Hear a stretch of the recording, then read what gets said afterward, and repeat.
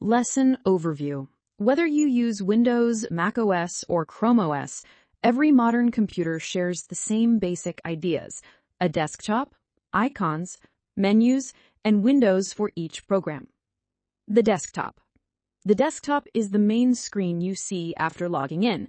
It usually shows icons, small pictures that open apps, files, or folders when double-clicked, taskbar or dock, a strip, bottom on Windows, bottom/side on Mac, showing pinned and open apps.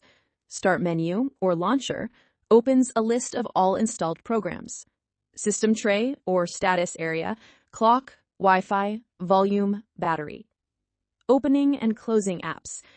Open, click the icon once on the taskbar or double-click on the desktop, or search from the start menu. Switch between apps. Click another icon on the taskbar or use Alt plus Tab on Windows or Command plus Tab on Mac. Close. Click the X in the top corner of the window. Windows.